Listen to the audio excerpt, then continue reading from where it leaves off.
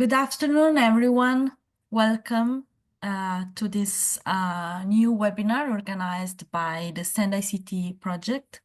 My name is Maria Giuffrida. I'm from StandICT, who is the technical coordinator of this initiative. For those who already know about StandICT, this is a CSA, a coordination and support action that started almost 8 years ago with the aim to support standardization experts from Europe in their endeavors, in their efforts in global international standardization committees. And we are now in the 3rd edition, and as part of our efforts, we always like to organize events that focus on specific ICT topics. So today, let me start sharing my screen. I have a short presentation only, and then I leave the floor to our speakers.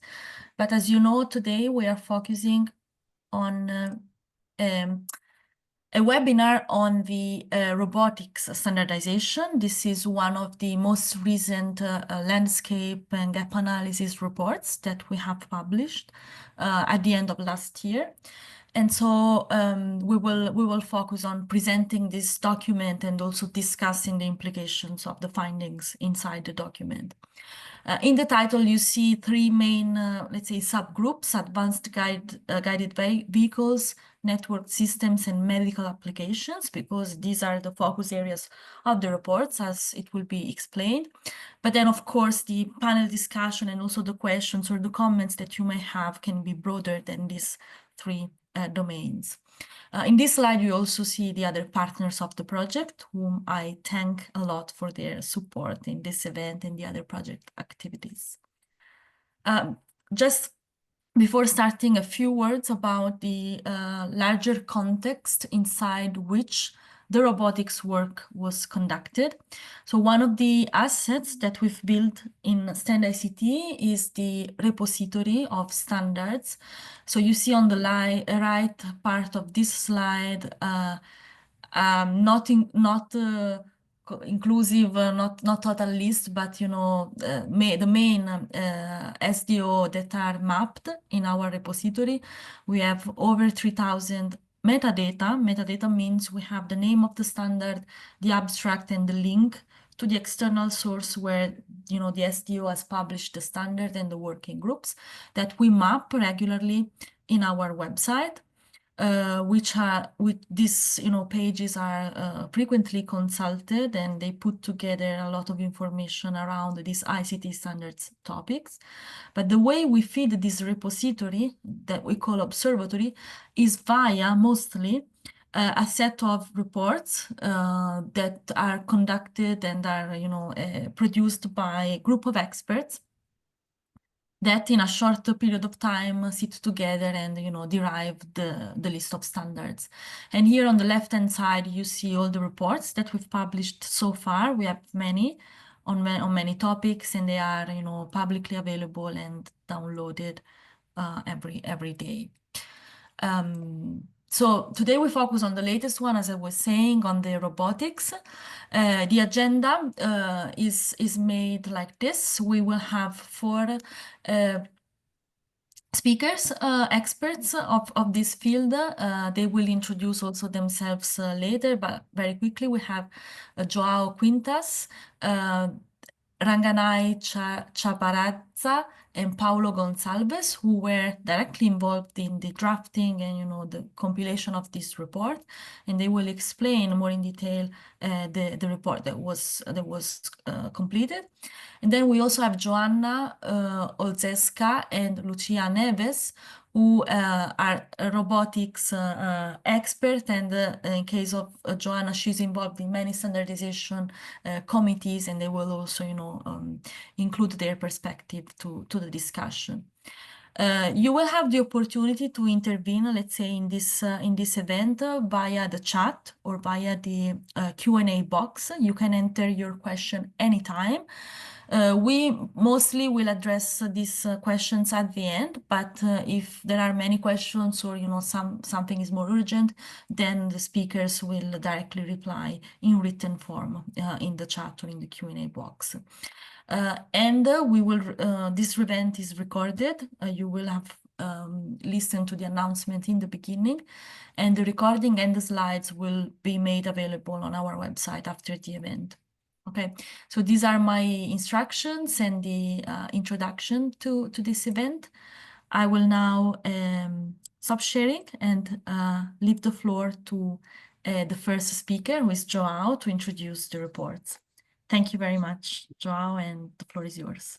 Okay, thank you, Maria. I hope everyone is seeing the slides. Yes. Correct? Okay, so good afternoon, everyone assisting to the webinar. It's a pleasure to be here as a speaker of one of webinars that I already be in the other side for the series of webinars that StandICT has kindly been organized for us on these topics of standardization.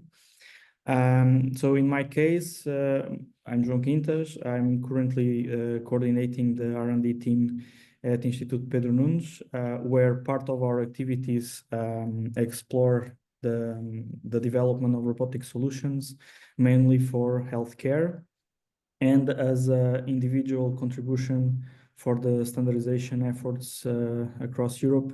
I've been involved in the standardization activities from IEEE on some of the robotics working groups since 7 years from now.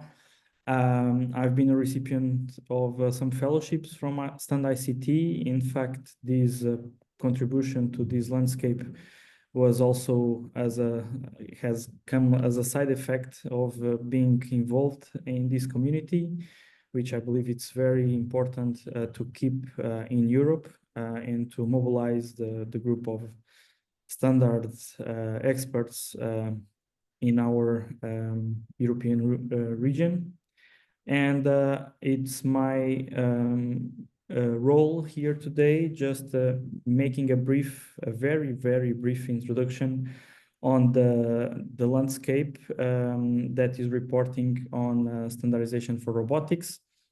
So I will mainly introduce you a bit the motivation, how everything came along during this effort, and some very high-level conclusions. And then I will hand over to Paulo and to Ranganai that can present a bit in more detail the two big clusters of information that we have compiled in this report. So for those that may not be aware of where this document is, so I put here the reference, so the link in Zenodo. So this is a report that is delivered as an open access document, kindly put together by the StandICT editorial team. So you can use this link to access the report and use it according to the license that is there. That's a Creative Commons license, so you can use it or share it, and feel free to use and abuse of the information that is there. And so the motivation and the objective for coming to this report. So we had essentially three aspects. One was to provide a good overview on the standards that are either active or ongoing projects in standardization in the areas related with robotics. So we try to focus as much as possible on those standards that are specific to robotics. We are aware that robotics by itself as a development activity or research activity, it's a multidisciplinary activity. So we are aware that many other standards could be applicable when it comes to develop a robot or a robotic system. Yet in this report, we did focus our effort on summarizing or listing all those that are only specific to robotics. At the same time, we also wanted to identify the common grounds between those that are related with robotics and other areas that are either emerging or are already solid areas in terms of standards available. And we wanted to understand what could be listed here because it's either unique and refer to other efforts that can be complementary to the robotics field. So in this case, for example, many standards related with the AI that is very recent in terms of activity in standardization, but it is going very, very fast. So we are not putting those listed here. Also, there is another landscape that precedes this report that also refers this one.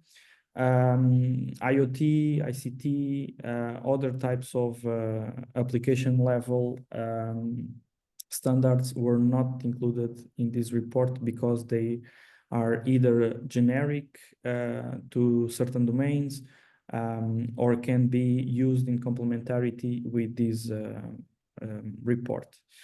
And at the same time, as a conclusion of this effort, essentially, we end up by identifying some gaps in terms of the current landscape. So what is out there available for us as researchers or as developers, if you are either in academia or in industry and you need to use a standard for driving your developments. There are still some work to do in terms of robotics, and we share some of these conclusions in this report, even in a brief way. So how this effort came along, just a bit on a historical note and the methodology that was being adopted. So we gathered this team around April 2022. So this came as an initiative from StandICT itself that put together a subgroup of experts that were already listed as part of the technical working group on robotics from StandICT. And during more or less 2-3 months, we were joining together in meetings to discuss and to list. So first listing what was out there, compiling information that could be assessed and triaged towards the development of this report. And by June 2022, we had already a good amount of organizations and standards listed that were further screened later on in that year, starting in 2023. There was a joint effort that basically put together StandICT and ADRA-E for standardization. So the group that was in ADRA, part of that group in standardization that was more related with robotics, basically joint efforts and basically created a bit a more extended group that continued the work up to around June last year, that resulted in a second round of screening and revision and the organization of the document that was later on published by StandICT later in November, later September, October. That was when the final document was ready to be published, which happened later last year. So essentially, we as a group of experts used both synchronous and asynchronous methods. So essentially curating information and putting everything together. We used shared documents where we could organize ourselves. And we had frequent meetings that allow us to debate some ideas and to triage and screen the information that we were collecting almost individual. So overall, in this entire process, around 15 experts were involved for these 2 years, almost 2 years, to basically collectively, among these 15 experts, we were covering about 13 SDOs, being maybe most notably EIC and IEEE, contributing the most with information eventually. Altogether, we listed around 940 organizations, and these were referring essentially from technical working groups associated with the standard development organizations, or projects for standardization, or other projects that were indirectly involved in standardization, but they were also contributed with activities that could benefit in those efforts. And from these, we managed to identify around 180 standards that were applicable to robotics. So altogether, what you see in this report today is essentially all this information from this 180 standards. We had the need to cluster them in some way, and from the scope of each standard, the best organization we could find was having these subgroups relating to AGVs, ICT networking, medical, knowledge and task and map representation, and functional safety. So it's not the way that these are the only ones, but again, I repeat that essentially we found important relations with other standards that were not listed in this report, that are covering other domains that are interconnected, in very relevant, these four that we have here, at least the AI, IoT, UAVs, and ICT.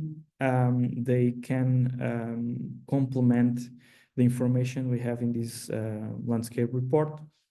So now I think maybe Paulo and Ranganai will present you a bit better some key conclusions on these two big groups or larger groups that we found in terms of the knowledge representation and ICT networking.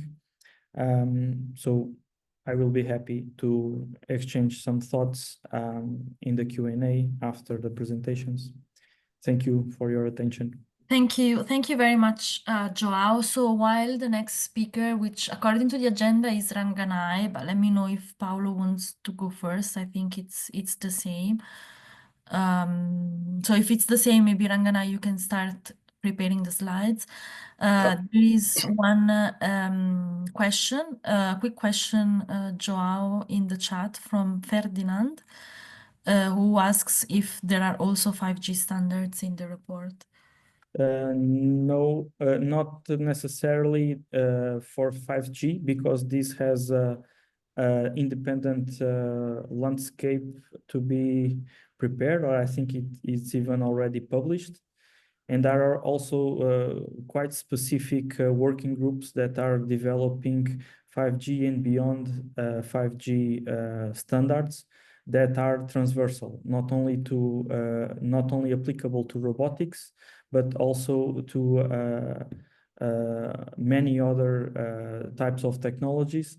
And in these cases, they fall into this category that we were considering to be complementary, but they were not introduced directly in this standard because they are kind of transversal enablers for robotics, right? So you can have a robotic system, either if you are using just one robot or a multi-robot system that can use the 5G to communicate with the other parts of the system. So in that essence, it's not necessarily specific to robotics. So what we were covering here were the standards that we found that are putting directly robotics as part of their scope. Thank you, João. Okay, I think there are no other questions. Some people presented themselves in the chat, so others can do the same. You're welcome to do the same. And in the meantime, we go on with the presentations. So Ranganai, please, the floor is yours. Yes, can you hear me? Yes, we can. Yes, thank you for inviting me to this webinar. My background is I'm involved in standardization over the years in various perspectives, especially within the domain of network systems, ICT. I'm Ranganai. From commercial, I work for Capgemini Engineering, and also am chair of the systems optimization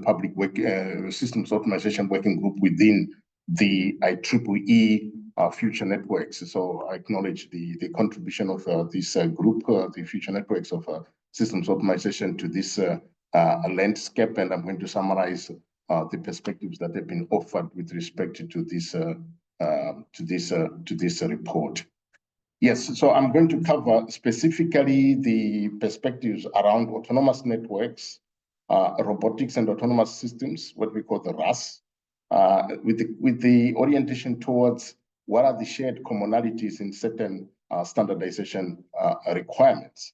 And as such, because these are very closely related, we found some commonalities and some gaps that need to be closed when it comes to the requirements from the industry point of view around the standards concerning these kind of systems. Right. So the key question which I'm answering is really what are these commonalities, shared commonalities between autonomous networking. This is a new paradigm that is growing within the industry with vendors within the ICT sector, but also across the verticals beyond the ICT sector. There's always the question of what are autonomous networks. It's a paradigm that is growing. It has been growing over the years in standardization in various SDOs, the likes of ETSI, the industry fora, the likes of TM Forum, and other industry forums, so to say, which cover the question of automation and intelligence powered by AI. So to give you a perspective on autonomous networking, it has been interchanged in terms of, terminology-wise. Some call it autonomic networking. It grew as autonomic networking because of bio-inspired design principles for systems that are intelligent. Then recently, the autonomous networking umbrella has been embracing. So these are very closely related, so to say, principles of autonomicity and what we call autonomy in systems in terms of decision making and also the operational context of these systems. So AN pertains, in summary, to self-managing systems, especially when you look at the ICT networks. We're talking about self-managing ICT networks, where individual systems within the scope of the network and the network as a whole exhibits what we call self-X behavioral attributes or features, such as auto-discovery of the environment, information, context changes, so as to self-configure, to trigger self-configuration, self-diagnosis, self-repair, self-optimization. All these self-X properties is what is associated with autonomous networks. As I said, it started as the scope particularly for ICT, but the concept of AN is embracing even robots, even autonomous vehicles. They can be classified as special classes of ANs because of shared commonalities for these kind of attributes in these systems. Now, when we look at the ICT-specific ANs, we find that there's been a lot of work on standardization of AN frameworks, as we call them, from various industry foreign SDOs. And of course, AI, ML, Gen AI are enablers for autonomous networks, as we talked about those kind of intelligence and attributes. So AN frameworks, in terms of standards, as we discussed and analyzed also to talk about and come to the point of what are the relationships with the robotics, the RAS, as I mentioned. We see different SDOs, ETSI, 3GPP have AN frameworks because they have network architectures and management and control architectures which embed, which are to embed AI for the intelligence. NGMN and various other SDOs, NIST and also BBF and ITUT. These are examples of the major SDOs that have AN-related frameworks. Then the question that has arisen in the industry has been about harmonization of architectures. When you have different kind of architectures, what are the attributes? Can we harmonize?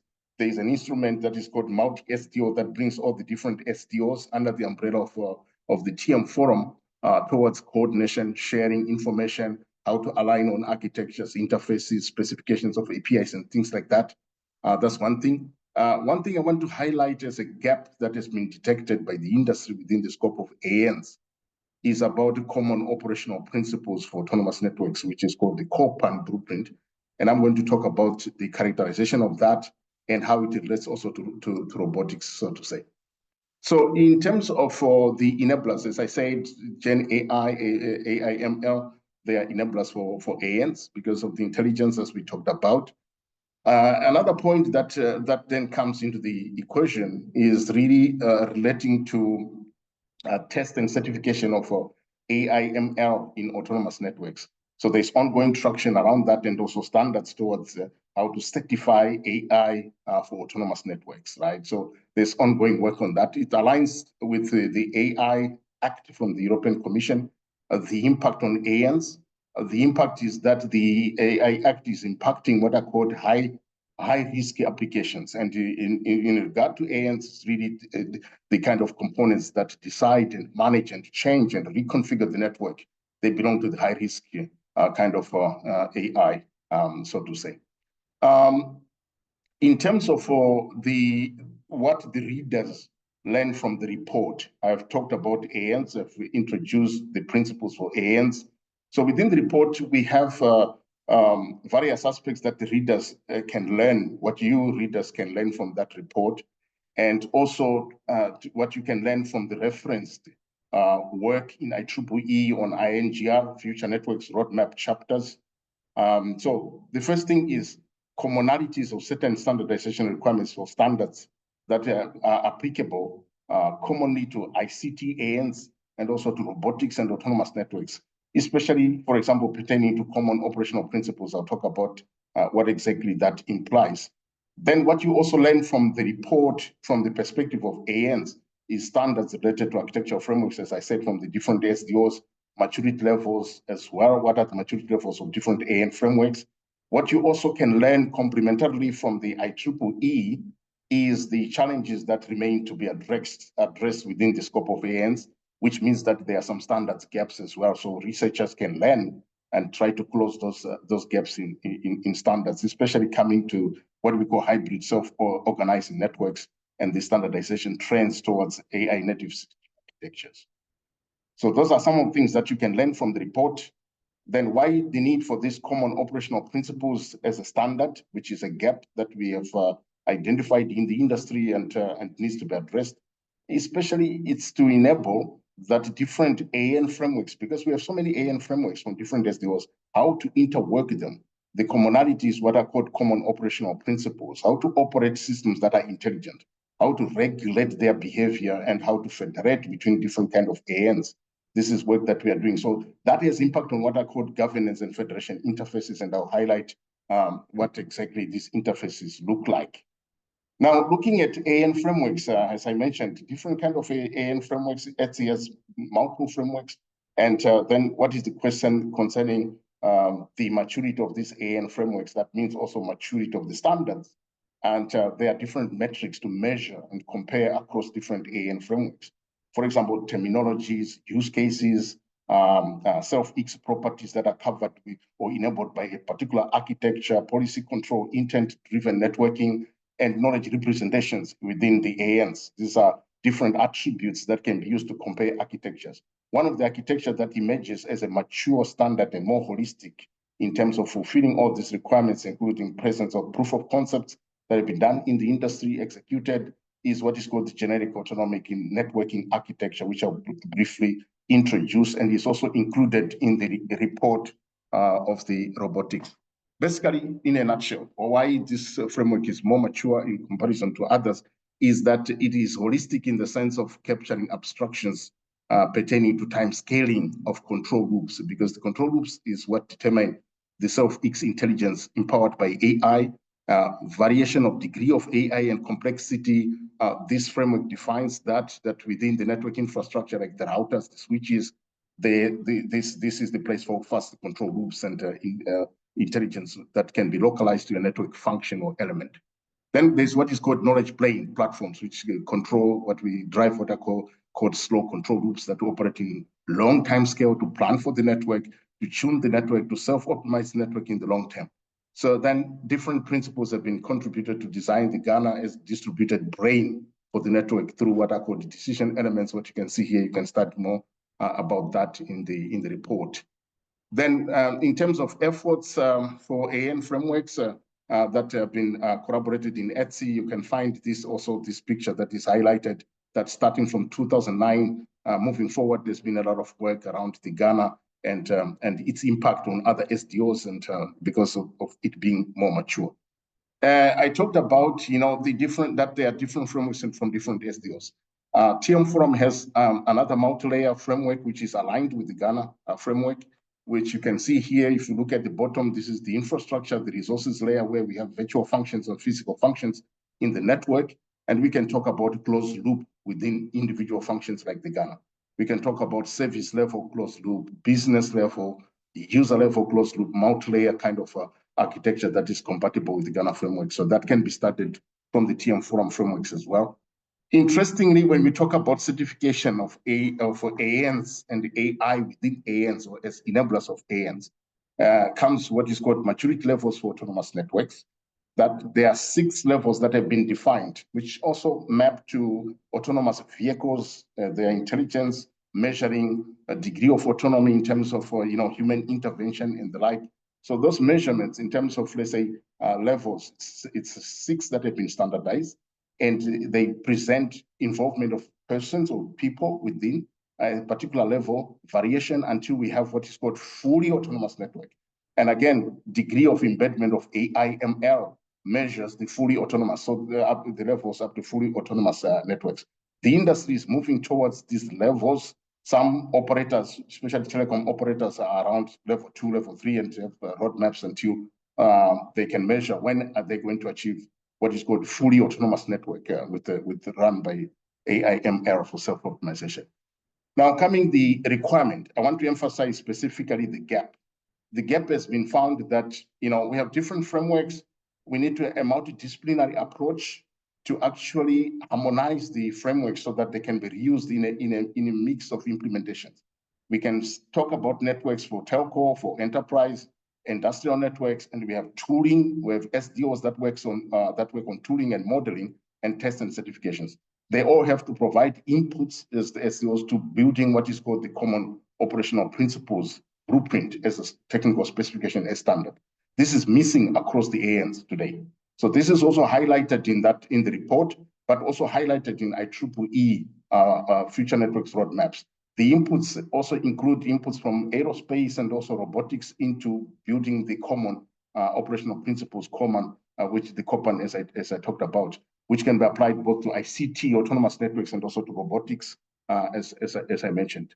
So what they've highlighted in the report is the need for a project. That is a gap. That means a project that should develop the COPAN blueprint as standards, a set of standards is missing. That means we need a project to execute that. That will be anchored on an SDO that maintains the blueprint, the assets and the like. So this is highlighted in the report. You can read more about this gap in terms of standardization gap, that the COPAN blueprint technical specifications is what is missing and still has to be addressed. Complementary to that is the work that IEEE has done, which is focusing on the modeling of an autonomous network. As I mentioned, they are relaxing the concept of autonomous networks, not just to an ICT network. It could be a robot as well. It could be considered in a class of an AN.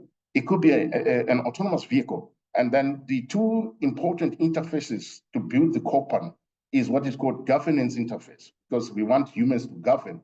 We don't want everything to be self-managing and go rogue in the network or in the society. So we have to govern through policies and the like. So this interface and primitives means standard is needed. Then the federation, where you can innovate between, by combining different ANs, a robot combined with an autonomous vehicle, by federating this interface. This is ongoing work within the IEEE, which is highlighting this kind of gap in terms of what needs to be done moving forward into the future. So the modeling, to illustrate on that, it's about primitives. You see here on the governance interface, there are certain primitives that need to be supported, where an autonomous network can escalate events, situations it can not handle, to a human, superhuman actor to intervene in a closed loop. And also the federation, that the governance can be used, the interface to tell the AN to federate with another AN through these primitives. So these primitives are the basic building blocks that have been described by IEEE that are needed to build the COPAN. And it's a gap. There's no work on this subject yet.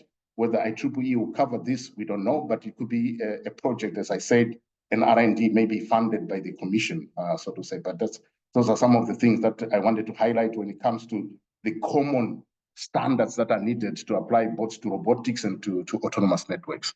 With that, I just want to thank you. I'm sorry I might have exceeded time, but that's the brief, what you can study in both the report and also the complementary IEEE Systems Optimization Future Networks COPAN document. With that, thank you.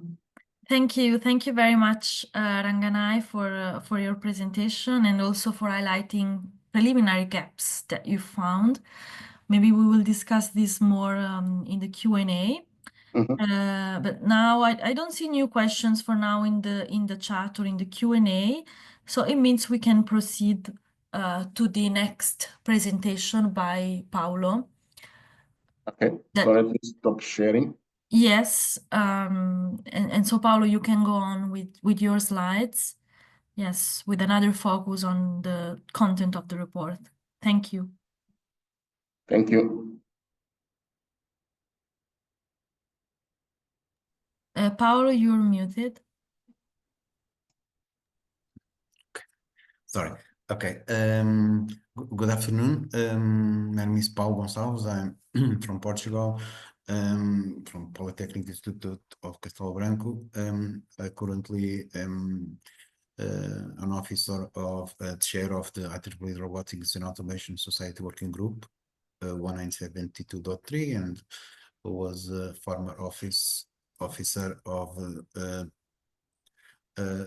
3 other groups as vice chair or secretary. Okay, my talk today will be on part of the report that focus on the knowledge, tasks, and maps representations for robotics. Okay, dot line. First, I will start with the value of standards and challenge in the robotics domain.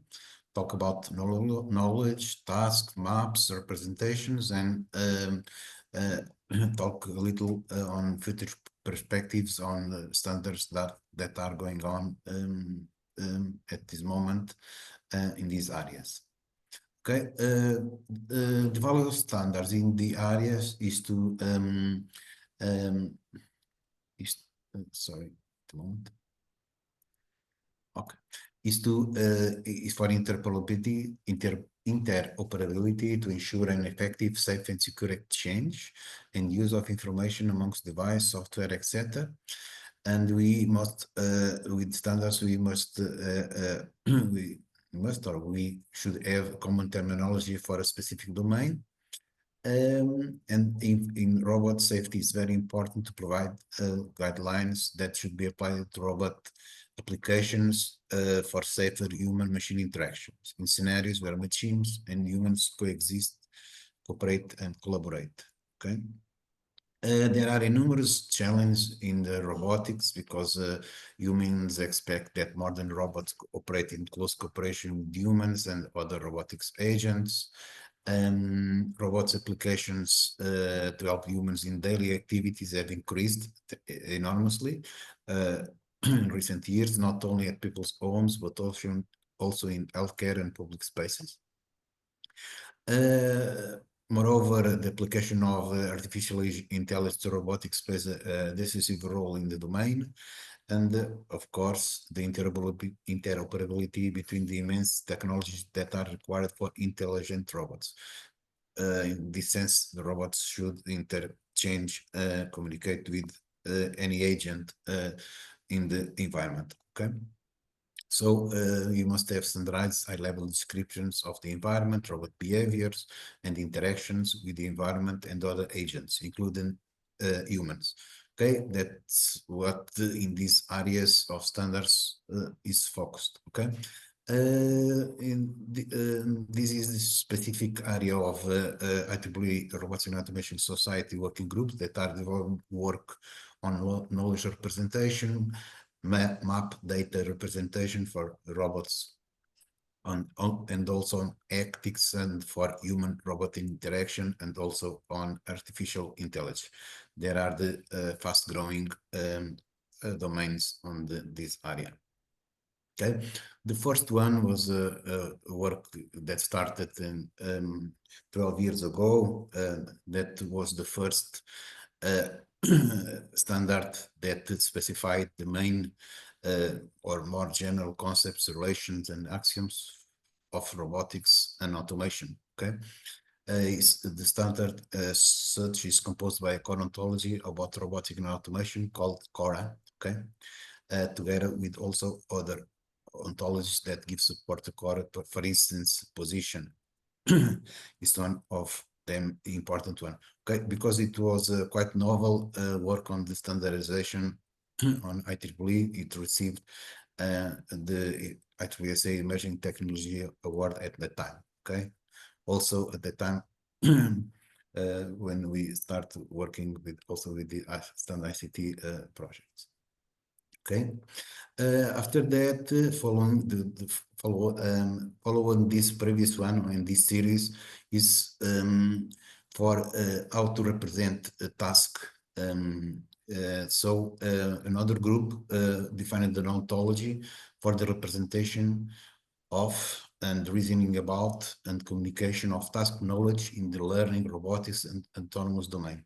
Okay, because robots should perform tasks and the task descriptions should be standardized. That was the main goal of this working group. So this ontology includes a list of essential terms, definitions, attributes, types, structures, properties, constraints, and relationships, and addresses all hierarchical planners and designers represent task knowledge, allowing them to better communicate among levels of the ontology hierarchy. Okay, okay, and following this standard was published this year, and it was asked to provide a guide for practical implementations. Okay, that it is nowadays going on in this area to help the practitioners, roboticists, to implement these standardized using, for instance, we are aiming to propose work using, for instance, ROS to do this. Okay, another work was on the autonomous robotics ontology. Now we are specifically working on autonomous robots. That was on 1872.2. Okay, and it provides a set of standards concepts for interactions, from interaction to function, environment, or behavior. Okay, in some ways interconnects the environment, the function of the robot, how the robot or the robot behaves to perform specific task in the environment. Okay, and on the on the map data representation, what was very important is to have a standardized way to represent the maps of the robot, okay, of the environment. Okay, that is very needed for mobile robots, for example, or autonomous vehicles. As such, the standard, this one was published in 2015, defines data models for elements of 2D robot maps and defines an XML data format for map data exchange. Okay, so further, this group evolved to another standard. Now for 3D map data representation, the standard is approved nowadays as a draft standard, so it is on the final stage for approval. And it defines a hierarchy of terminologies related to the robot maps for robotics and automation, specifies again a data model for each element of the hierarchy, and specifies also a JSON format for map data exchange between different robots, computer systems, and devices. Okay, and also following this one is another two groups on working on semantic maps. That's the abstraction level is getting higher on these standards. Okay, this for map data representation. Okay.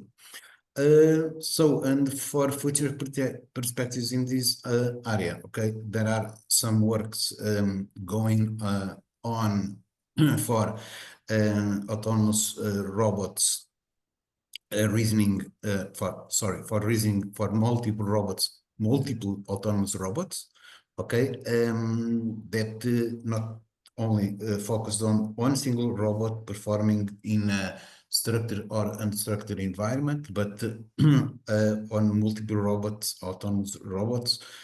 And we will tackle concepts like cloud robotics and artificial intelligence, affordance in human-robot interaction, because the robot to perform its missions should have a clear knowledge of the affordance of the object that it should tackle and move in groups in the cloud robotics environment. Of course, there are issues related to communication in this standard, and again, trust and security on the autonomous, this type of autonomous robots that should work together. Other areas that are needed for where gaps identified and now are working on terminology for human-robot interaction. Okay, there is a working group. It's project 3107 to establish and define a common terminology for human-robot interaction. Also, in this area, it is underway work to provide a recommended practice for human-robot interaction design of human subject studies. That is the project 3108. Okay, this aims to provide best practice and requirements for human-robot interaction, and it focuses on replicability in HRI research. That is an important issue in this area, how to replicate the results of the robots. Okay, and as such, it will provide a skeleton design of experiments methodology. Okay, and that allocates all the necessary and actors in these experiments. Okay. Very important also is the ethical part of this. So it was defined along with the colleagues the first industry standard to introduce a structure of ontology concerning robot ethics and related fields such as data privacy, transparency, responsibility, and accountability, offering a systems-signed approach to support the ethically aligned design of complex cyber-physical systems. Okay, this was a very unique standard with a large set of ontologies on these specific areas. Okay, and also one IEEE Emerging Technology Award in 2021 because it was this part was the first one to tackle this issue. Okay, at that time it was published in 2021. Okay. Another work that is also ongoing is related to ethical driven nudging for robotics. Okay, it aims to provide designer of robotic that use subtle means to influence choices made by humans, a framework to justify their systems are designed and deployed ethically. Okay, we have autonomous systems that tries to nudge humans. Okay, at least this standard aims to provide the designers a framework to justify that their systems are designed and deployed ethically. Okay. Okay, there are some reference. Of course, the first one is on the StandICT, and the others are papers that go along with the standards that the groups were publishing along the time. Okay, so in the end, it ends my presentation, hopefully on time. Okay, if you have any question, okay, we address them. Thank you very much, Paulo. Actually, there were some comments and questions in the chat that actually both Rang and I and Joao have replied to. But if you have a look at the chat and maybe you want to add something to the points that were raised by some participants, feel free to do this. Okay. Yes. Before we open the floor for a larger discussion, let's continue with the round with our remaining panelists. So I welcome Joanna now to move from what we've presented with the landscape analysis and starting providing her perspectives based on her experience on what are the future topics or the future challenges in the field of robotics standardization. Thank you, Joanna. The floor is yours. Thank you very much, Maria, for the introduction. So yeah, I will talk briefly about future challenges. Obviously, we have a debate after. The main focus of my reflections is about trustworthy robotics. So actually, I'm working on that. I'm an assistant professor at the University of West of Scotland. I'm also a senior member of IEEE, and I'm a chair of the IEEE Robotic and Autonomous System Technical Committee on verification of autonomous systems. So I participate in many standards. So some of them Paulo mentions, and we were like in the same group. Some were like I've chaired also some others standards. I will talk a bit about that. So how to achieve trustworthy robotics? That's the big question. One of the big questions of the community. So there's a range of tasks to achieve that, and a range of topic to cover. So just briefly, and to give you a flavor. So I've done like I've written like 150 papers around that topic. So some of them have led to a book, like the book on artificial intelligence software testing, because artificial intelligence is a key enabler for robotics. So obviously, when we talk about robotics now, in the next generations of robots, we think they have AI embedded in them. So how to test that in order the robotic system can be trustworthy, can be trusted by people to use them, to interact with them. That's one of the big questions. The book won an award, by the way. And obviously, what the main topic here is about the standards. I've participated in more than 15 of them. Some won awards, like Paulo mentioned, like the 7007. But here I mentioned a few more. I've been active. So one was like a release recently in December, is about how to measure the software aspects of dependability. In other words, how to have measure metrics, numbers, to quantify if the systems are like dependable. Dependable is another word for robust. And that's an important aspect. So robots are not only don't only have like the AI part, but they are like they have like the software parts, the traditional softwares as well. So robotics is quite a complex field. So this was like covered, for example, also like in the issues in computer, IEEE Computer Magazine. So we've covered some of these aspects. So other aspects are like the transparency, how we can regulate, they are transparent to use, so people are like not afraid to use them. Also like regulator and other certificator can just say, okay, this one can be released, can be go for mass production, etc. So I've worked on the 7001, for example, on transparency of autonomous systems. So that's more not only on ethical aspects, but how to help, how to build the protocols. Because I've seen the chat, the question, yes. So for example, 7001 could help. So we have levels, we have criteria, so you can assess against your system, robotic system, autonomous system against these criteria. All the 7000 series of standards, by the way, are like open standards, so you can download them from IEEE or on demand. So that was like an effort to open to the wide community of people to access to this research.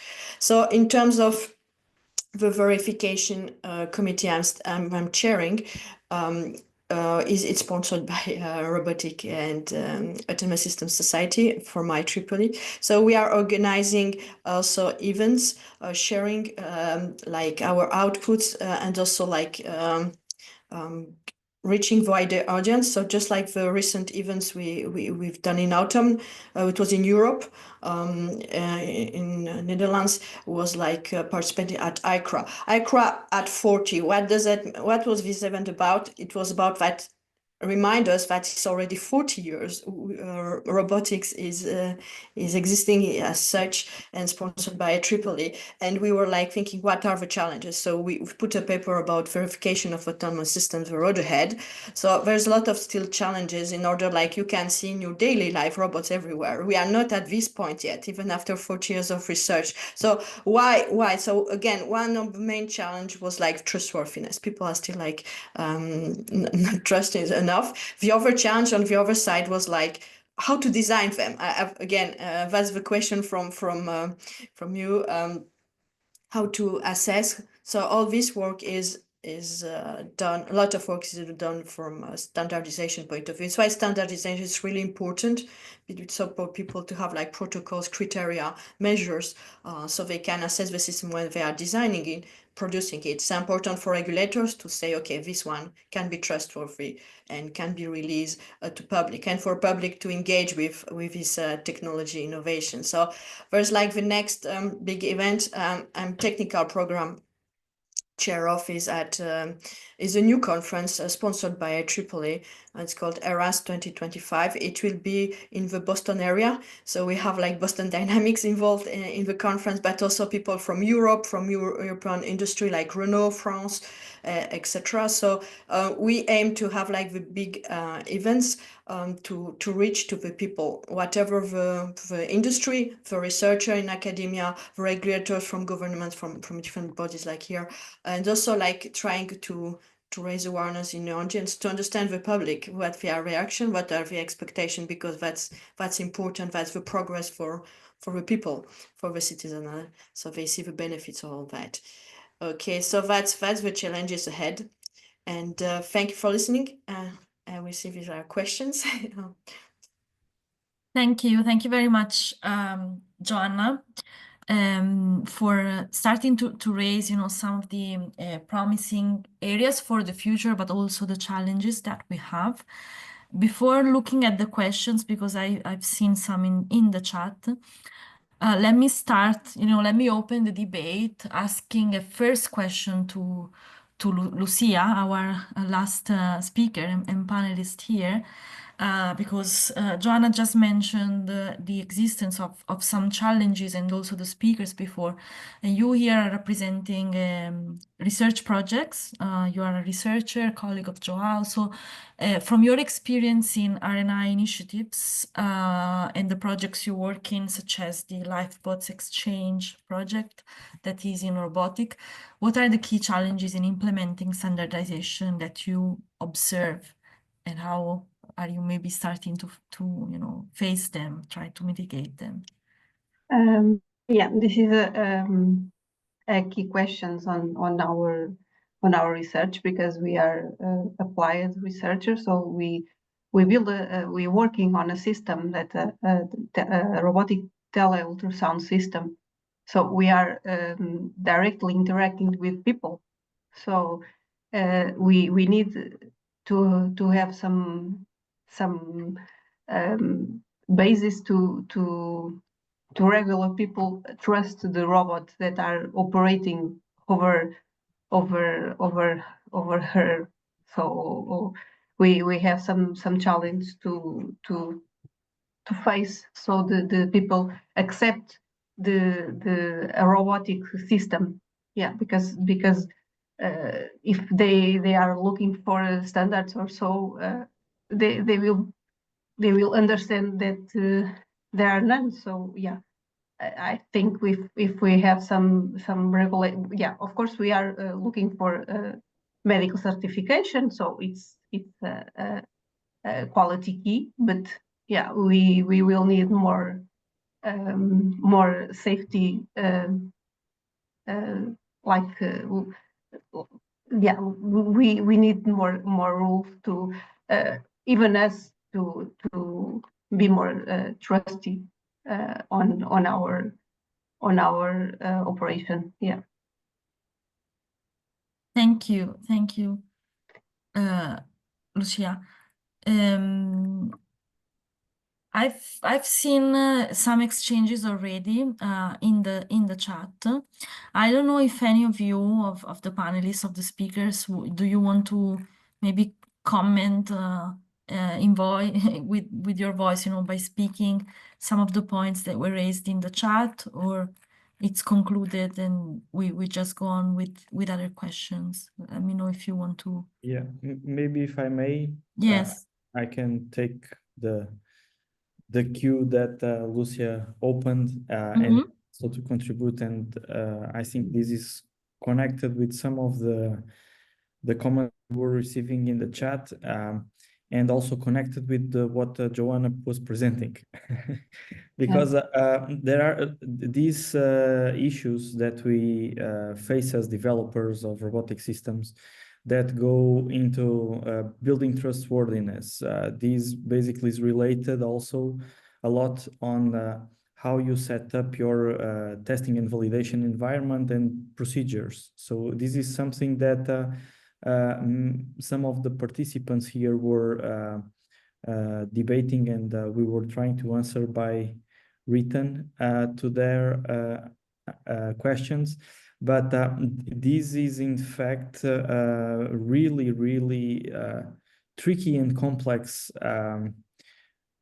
questions to answer, because as Lucia was suggesting, and in our case, we are concentrating our development in the health domain, and then you have to face all the context for the application domain. So you need to have some framework that is effective in combining not only the technology domain, so as part of what you are doing as a researcher and developer in putting the machine together, but also how this will apply in the field. So in our case, in the health domain, we need to comply with the regulatory aspects. So we have the MDR for that. But this goes so far, and that's what Lucia was saying. So if we go into the medical or the health domain, the type of standards we found in terms of specific applications cover essentially 2 or 3 types of robotic systems, either exoskeletons or personal care robots.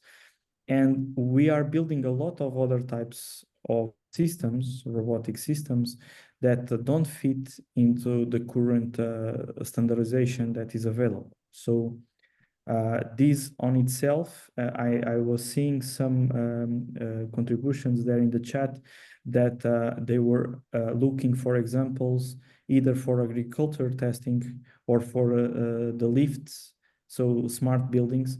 So it seems that we are facing a bit these struggles at the application domains.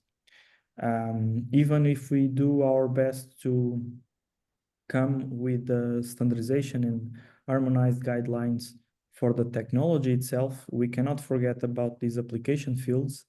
And for that, we will need examples. We will need use cases that can provide examples on how to replicate the concrete implementation of standards.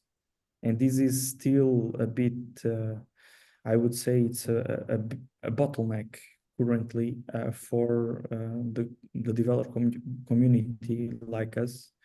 And these are pains that we feel every day. So this was just a side note to take the chance that To join the dots. was connected with Joanna and was connected with all the comments. So Thank you for letting me speak. Thank you, Joao, actually for being able, to connect the dots, to join the dots of the different interventions and presentations. I don't know if anyone else wants to step in and add something. Yes, Paolo. Yes, please. Yeah. Can I say? Well, there are in the robotics domain there are some types of standards that are more generic, that the ones that I presented, and the terminology on the vocabulary, and that's why we use ontologies to check if everything is correct on the terms and things like that. On the other side, there is also, as João said, there are the application domains. Okay, that for instance, that I have not talked here, but there is on the report. For instance, there are standards for robots to charge electrical vehicles. Okay, that is one very specific that was recently approved in the IEEE. And as for agricultural robotics, there is no one yet that I should know, but if there is a need, of course, even it is good to have some group of people that can form, for instance, a study group and start this new standard for the area of agriculture robotics, because that is very important. For instance, another example of for instance, humanoid robots. There is no standard on that. Now it's starting to have study groups on focus on that. For instance, in IEEE just formed a study group recently to form on that. And agriculture robotics could be, as long as there is a need for some industry, for instance, robots to work on the smart grid, to do the smart grid infrastructure. There is some specific standards for that type of constructions. If you want to use robots for that, you should also have on standard. There is two ways, because and one very important that other STOs work deeply on that is on safety. That is very important on robots. Okay, I think that is also very important. And of course, that is also important for agricultural robotics. So just to say that is very important. Okay. I know. Thanks, Paolo. Does anyone else want to? Yeah, I wanted to add something. Sure. Can you hear me? Yeah. Basically, there was a question regarding the autonomous networks, the ANs, latency related aspects in terms of speed of decision making, speed of change in the network. So on that, indeed, in the work that the standards have been addressing on autonomous networks, is to consider the time scaling of the control loops and to put some numbers there. For example, if you look at what the ETSI has been doing when it comes to fast control loops, what does it mean, fast control loops? It maps to specific use cases, like, for example, when there's a change in the routing in the network, the convergence that the network takes in order to reach stability. is a factor in that. And then when it comes to the Open RAN, what some of you may be following when it comes to the Open RAN, the time scaling for certain type of operations within the infrastructure layer, there are also some specific numbers there. But when it comes to certification and also then what we call vendor differentiation, is that the speed of let's say a change in a transaction when we did with the so-called SON, self-organizing networks for the radio, for example, it was always measured, vendors differentiated by way of saying how much time does it take, let's say, for example, for the SON to change the antenna tilt in the network to increase coverage, for example, for the network. And maybe combining with mobility robustness optimization, specific numbers. And then when it comes also to interacting decision elements, as we call them, for the autonomous networks with their AI embedded, is to then check what is the time of convergence between two interacting DEs. For example, one is changing security related attributes in the network and enforcing security. The other one is changing, let's say, certain parameters, for example. How do they converge to negotiate as decision elements of a self-managing network to agree on the parameters that need to be optimal, right? So these metrics are being proposed in the standards that we need standards for metrics, which can be used for certification and vendor differentiation for solutions. It could be adopted also maybe even in the robotics space to have a way to differentiate different kind of robots belonging to the same class, but then measuring which one is more efficient in terms of the decision. That again, we need some metrics to say on that. Thank you, Ranganai.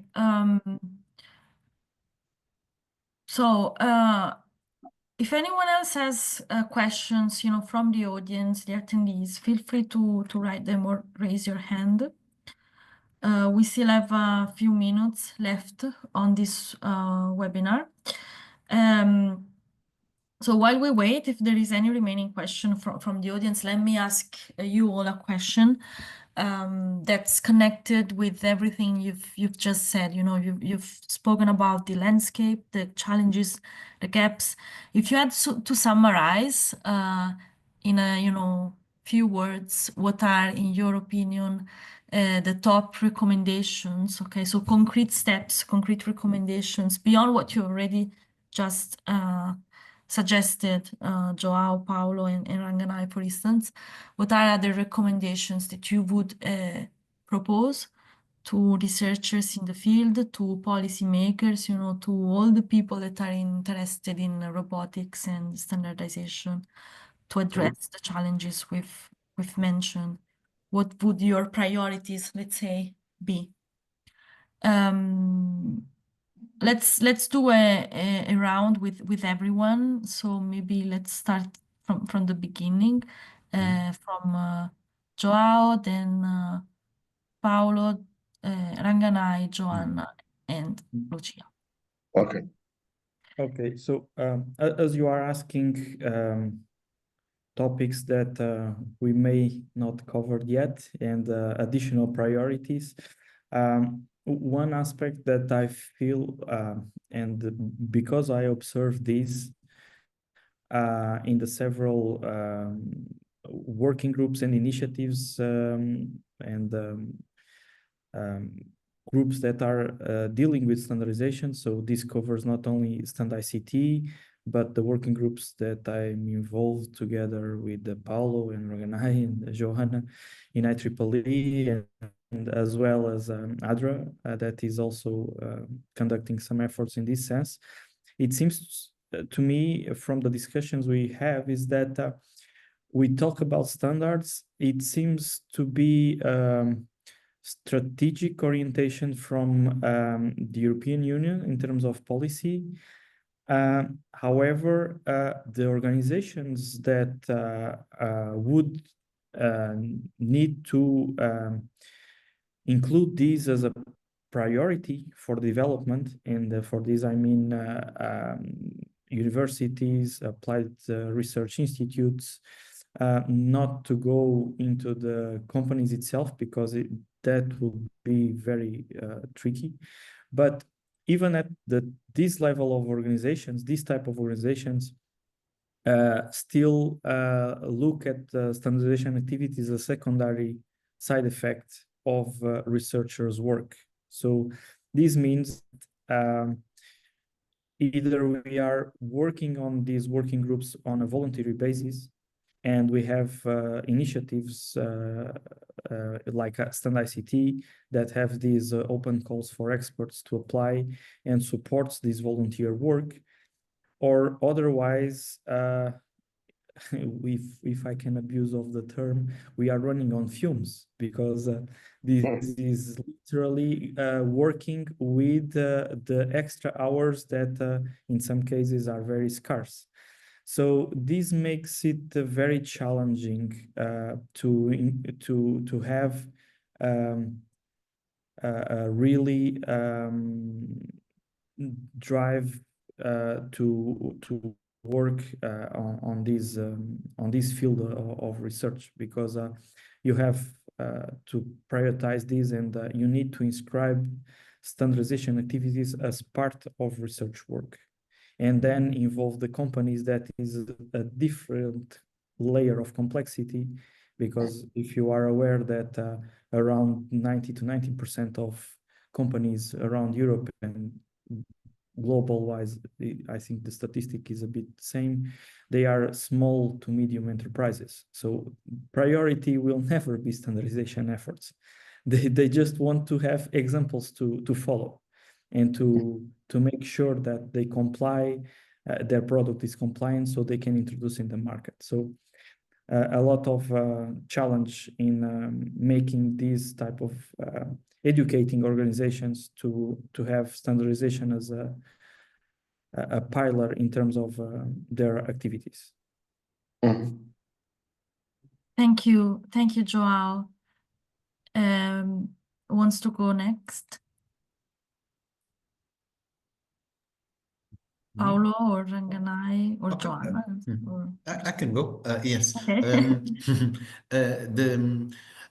As long as for robotics, there is in following a little bit what Ranganai said previously on the metrics. Okay, we as when there is a standard, okay, we propose along with the expert who will who develop the standard. We propose. I give an example of map representation. We propose some representation that can be shared using XML data, JSON format, and then the industry should also comply or adopt this. So that its robot, it is a mobile robot, can comply with that the standard, and every robot should or could use that formalization to share the map, for instance. Okay, of course.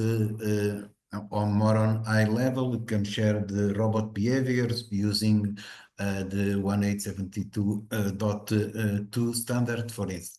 Okay, that is a way to use and to be certified by standard. Okay, of course that we in robotics also have a standard de facto that is ROS. Okay, but that is another issue. Okay, but it's not official standard from any STO. But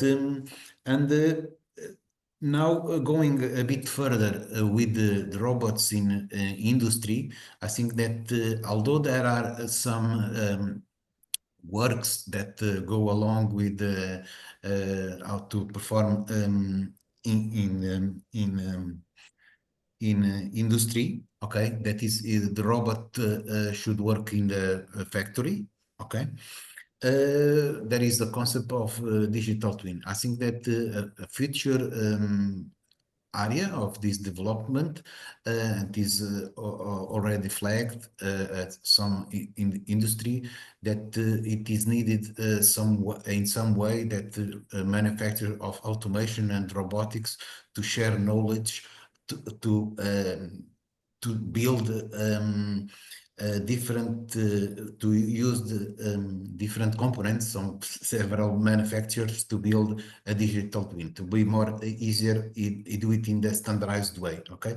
Of course, robotics is a part of that, but I think that is a way forward also in this part of the robotics and automation part. Not only robotics, but automation, because a robot takes part also on the automation of the factory. Okay, and that's my. I think that these perspectives are, and of course, the use of AI. Okay, we have to manage, not it be very difficult to standardize the output of some AI system, but okay, in some way it is needed. Okay, that's it. Thank you, Paolo. Then now let's hear last words from Ranganai. Okay, so thank you. Can you hear me? Yes. Okay, very interesting points, and I hope I can also then maybe Joanna would want to add something if she has something to add. The first thing that I want to talk about as a recommendation, which I want to really emphasize, is that I talked about the so-called coordination action within the multi-SDO that brings all the SDOs when it comes to the class of autonomous networks for ICT. And what they identified as a requirement, both the multi-SDO, which brings all the SDOs together, and also the IEEE Future Networks Systems Optimization Working Group. And then this report, what we have identified was that need of a project which can work on these so-called common operational principles, technical specification assets that takes into account different inputs from different architectures, and even can have standards that can be employed even by robots as well, right? When it comes to the governance interface of the robot and the interface of the robot to federate with other systems, so to say. So that is a very clear requirement. You asked Maria about regulatory, or let's say policymakers. The policymakers, I think what we have put inside this report is this need of this project for the COPAN. Maybe the European Commission could take advantage of that, and we can discuss that, Maria, maybe as follow-up to see how such a project to develop the COPAN as required by operators, network operators, and vendors, how this could be done, because it's a clear requirement. That's the first thing. The second one, which is very interesting for me, and also maybe, I guess, Paolo and Joao and Joanna, maybe the ones positioned to answer that question, because my background, I'm coming a lot from the autonomous networks, which share commonalities with robotics because of X properties, as we talked about embedment of AI. What we realized when we were talking with the researchers over the years was that standardization kills innovation. That's what they've been arguing when we were discussing about, the need for self-driving network, autonomic network, and the like. How did we overcome that problem? Is that we were able to say, no, we don't standardize algorithms for decision-making.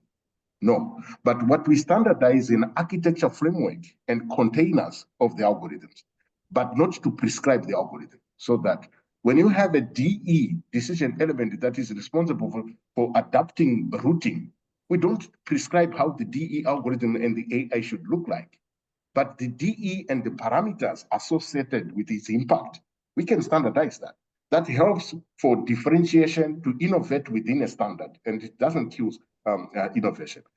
Now, I don't know, Paolo, Joanna, and Joao, have you met this question when it comes to engaging with researchers who then say, if you are to standardize robotics, maybe you are going to kill innovation. How are you answering them? Maybe you may be inspired by the way we have handled that with respect to this self-X, where we don't standardize algorithms. We just standardize architecture and parameter mappings and containers, and not the algorithm itself.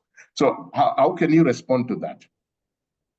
I think it's a really good point, because I wanted to mention exactly some. Also, I think there's so much already standards, so that was like the other thing, the other aspect. So my kind of reflection here I wanted to kind of add is yes, the work on standardization should continue, absolutely.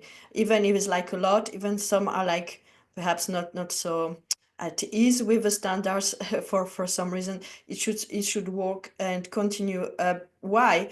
Because like it's helping actually. It's helping, it's not blocking. It's actually helping designers and also on the other side the certificators. How? Because we kind of show like some design process, some like we've got like the for softwares, the software development life cycle processes, etc. Now everybody was using that. So here in the new fields like robotics and with AI aspects, etc., they need some guidance to know where to go. But obviously, it's just a guidance. And it can help actually new the developers to develop the new systems. So it's not blocking; it's enabling and also helping to take which steps to go. We also say the metrics, yes, because we can measure so many things, like the speed of a car, things like that. How much like a boiler is consuming energy, things like that. So on the normal technology already adopted as normal, as part of our life, we have this expectation. So on this side, yes, we introduction metrics is just like to measure. So if it's like not good enough, this is challenging researchers, actually creating more research, how to achieve that, how to make better things. So it's not blocking. So again, standardization for my message was like, we need absolutely to continue in it. I also back the point of how we need to have like proper funds, because we are taking that. We have a meeting sometimes also because of different time zone of people, like at night or things like that. So it's impacting life or things like that. Or but yes, we need proper fund, we need support on that, and this effort should continue. As well as events. I really appreciate like students events to share knowledge, sharing experience. Like we stand on many committees here, and we can discuss about that, and also like see what the people are expecting from these standards. That's important to also have this kind of events to be able to talk and share our experience. So thanks a lot, Maria, for organizing, having us here. Thank you all. Actually, we have only a few minutes left. I don't know if Lucia also wants to add or she some final remarks, or if she has. I know she might have problems with the connection. Maybe we lost her because the yes, Cindy, I was see. frozen. Oh, yes. Then I would like to go. Comment, because this is a very interesting that we always put these activities on the negative side. So it's always threats. We never see this as an opportunity. So either the regulatory aspect and the standardization aspect should not, this is my personal opinion, should not be seen as a negative aspect, should be seen as an opportunity. And I think many developers jump directly into the threats and disadvantage, and okay, now we are they are cutting our wings and so on.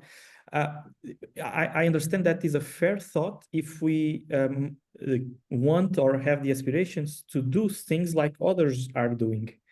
But if we see this as an opportunity, this can also bring to innovation. So, okay, we put some limits that we feel that it will be safe and sustainable for humanity. So we don't think about these regulations and standardization to forbidden any things indiscriminatory. It's because we believe we do the exercise of looking at technology, looking at the risks that may be underlying there, and try to understand a path forward that is safe and sustainable for us. So instead of, I would put the question in a reverse order. Instead of saying, okay, we need to go for a more advanced Gen AI model. For that, we will need to consume more computational resources. So we need energy. So now we need to go to nurture. So, you know, we go into a rolling wave of chicken and egg problem. So instead of that, let's look to a way our brain does the same thing, spending 20 watts okay? Because we are very, very, very efficient on the thinking process, and how to translate this into technology is still involving a lot of challenges, okay? And it's possible to go into this challenge involving and taking into consideration standardization and the regulatory aspect. I don't believe that we should do this indiscriminately, but now I think we are going into the role of policy discussion, and I think this is not exactly. the way to do that. Thank you. Thank you, Joao. Paulo, do you want to say some last comments? Just to 10 seconds. Of course, that standards are not static, okay? Even they are, at least at IEEE, they have a time of life of 10 years, then they can be evolve. They can evolve naturally. For instance, the good example is the Wi-Fi standard. It's started in 1991. With 02, and it's still evolving, right? So it is not does not kill innovation, okay? The innovation goes to the standards, okay? Just to say that. Yeah, innovation within. In other words, the key words is how to enable innovation within standards by making sure that what should not be standardized and left for innovation is left for innovation. Like, for example, algorithms, we can leave them, but the containers where the algorithm is supposed to be placed on which layer, we can standardize, and that's interesting. And one more point to add to what Joanna mentioned about engagement. I don't know if you folks, because there are conferences, as Joanna talked about, sometimes these ones have call for papers, but you have special conferences, which are stakeholder engagements, where you really engage the industry without any, let's say, need for call for papers, but just questionnaires, engagement, industry engagement, stakeholder engagement. Can you go for such workshops, or you're already running these workshops? I think this could be another recommendation. Yeah, so for example, in our conference, we will include some panels, and again, the discussion aspect, which is key, I think, as well, to have free discussion to make progress. The industry, especially with the industry, to engage them on their requirements. Okay. Very good. So thank you all very much. We've come to the end of the webinar. All the material that has been shared in the chat, we will maybe include these as references in the event page. We will publish also the slides that were used in the beginning, and the video of this webinar will also be put in our YouTube and website. So stay in touch with us for the next events and activities of StandICT, and a huge thank you again to all of you speakers and all of you attendees this afternoon. Have a good day, everyone. Thank you. Thank you. Thank you, everyone. Bye-bye. Goodbye. Bye-bye. Have a great day. Bye-bye to all. Bye.